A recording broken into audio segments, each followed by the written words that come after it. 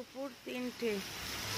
অবস্থাটা দেখো, সারা দিনে একটুও রোদ ওঠেনি, সেই সকাল থেকে শুরু হয়েছে।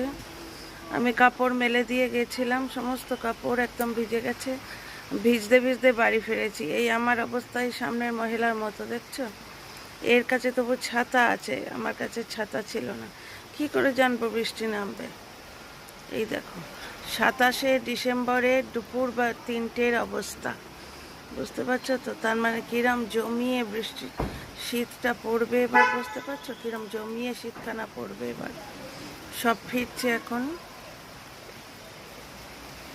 আমিও ফিরেছি একটু আগে। আমি সম্পূর্ণ ভিজে, মানে এখন এসে কম্বলের মতো একটা চাদর গায়ে দিয়েছি, বুঝতে পারছো তো? চা খাবো, গরম জল খাচ্ছি। এই হচ্ছে অবস্থা, সকাল থেকে এই অবস্থা, দেখছো? মানে আমি মজা করে বলছিলাম আজকে আমাদের জায়গাটা হচ্ছে নরওয়ে।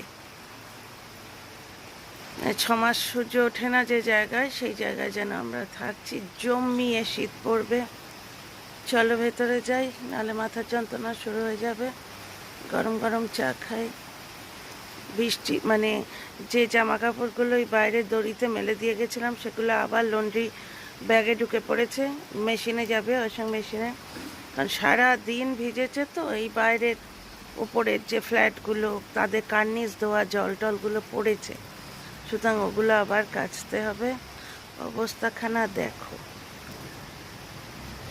কি খাই বলে তো? খিচুড়ি, খিচুড়ি পাঁপড় ভাজা, খিচুড়ি বেগুনি। আমি মনে মনে ওই ভাবতে ভাবতেই আসছি পুরো রাস্তাটা। চলো, শুভ দুপুর, সবাই ভালো থেকো। দূরের ফ্ল্যাটটা দেখতে পাচ্ছ?